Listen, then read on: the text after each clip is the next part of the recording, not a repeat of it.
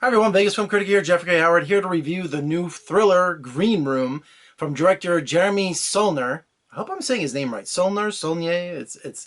Well, you know who it is. One of my favorite films in the recent years is Blue Ruin, and it came out in 2013, and it's on Netflix, and it's just a fascinating film from this director. And it was turned on me by Josh Bell. You know, Josh Bell hates everything. You know, check out his website. He's also the critic for The Weekly. Thanks, Josh. And I wish I'd seen this film earlier. It would have made my top 5 of 2014, 2013. And Macon Blair was just amazing in that film. And I love movies that are visual, that have very little dialogue. And I don't mean like a silent film, but I mean just everything's explained through actions by watching. You know, I love, because film's a visual medium, right? So I loved Blue Ruin. I've watched it over, I've probably seen it 30 or 40 times. I'm not kidding. So I could not wait for the director's next project, Green Room, which I've heard has been a big hit at all the festivals last year and this year. And so finally it came out. You know, so I was like, all right, finally we got Green Room. And I thought it was more of a horror film. You know, I didn't know really much about it. I like to watch trailers. I don't like to read up on things. I just like to hear things and then go in fresh with a fresh perspective. So going into Green Room, setting up the story, we have a lesser-known punk band who's crammed in a van, and they're doing their own little special tour around, you know, San Francisco and all along the West Coast. And they've got a cult following, and but their tour is not going very well. I mean, they're broke, they're hungry, they're siphoning gas out of cars to get one gig to another, and they finally have one more gig that gets set up in some backwoods bar in Oregon somewhere in the middle of the woods. And they play punk music. And I was, you know, being Generation X, when I was in high school, you know, right, junior high and high school is when the punk movement started. You know, when it hit America, Dead Kennedys, Black Flag, all that stuff. We had a friend here in Las Vegas when I was in junior high, rich doctor, and he had a basement. We never have basements in Las Vegas. We don't have tornadoes, but he had a basement and just had a mosh pit, and he was playing all this kind of music. And the guys in my senior yearbook, you know, people with the rooster hair and the spikes and the mohawks and all that, it was insane. It really was. So it was really cool to see this, you know, the punk movement, you know, still around. But then watching in this movie, this is a punk band, and they're playing in this club with all these other punk bands. Punk bands. Say that 5 times fast. So, of course, this group gets up there. I can't believe I'm going blank on what the name of their group was. And they start, you know, Nazi punks, fuck off. Ooh, I swore, sorry. But it's in context. So anyway, we have this band. And there was another band that was that's more popular.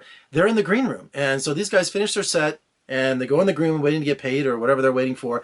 And what's his name? Anton Yelchin he witnesses a murder. You know, one of the band members found something out that was going on and murdered this girl. So now they are all freaking out. Okay, they're locked in this green room. There's 8 people locked in this green room.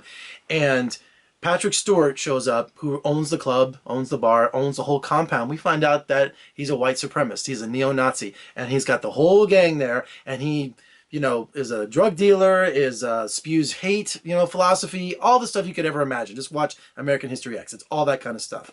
And of course, they're not going to let them escape. They're not going to let them get out. So, not giving anything away, you know, it's what ensues now for the next hour and a half is just some of the most incredible filmmaking in terms of tension, in terms of grittiness. I mean, you're like in a haunted house because you have this empty club and you have all these skinheads, you know, they're sitting there terrifying these guys in there, you know, and they're locked in this green room. And so how are they going to get out alive? Who's going to get out alive? You don't know what's going to happen. Just when you think you're thinking conventional things in these kind of films, someone gets killed or something else happens, you're always on your toes with this movie. You're always on your toes with it. I just love it. I just love this film, and I can't wait to see it again. This is a movie that demands multiple viewings, just like Blue Ruin, to see all the incredible visuals this director has set up.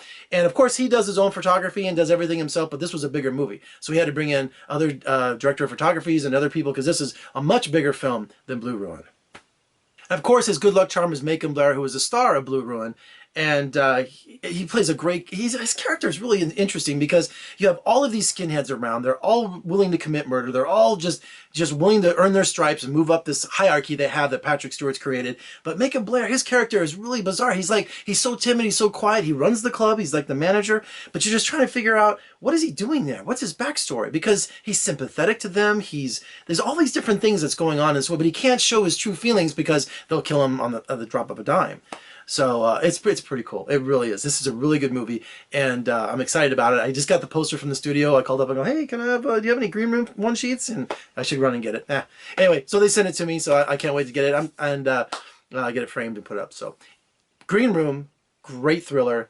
Highly recommend it. So check it out. Let me know what you thought. Check out Blue Ruin, too. It's an amazing film. I'll probably go watch it right now because I keep thinking about it. And let me know what you think of Green Room. Comment below. Send me an email. Whatever. I'd love to hear from you. All right. For more reviews and interviews, just surf on over to my website at vegasfilmcritic.com. I'll get it. Podcast on iTunes. And if you like what you see, please subscribe, thumbs up, share, comment below, all of that stuff. I'm Jeffrey K. Howard. Thanks for watching.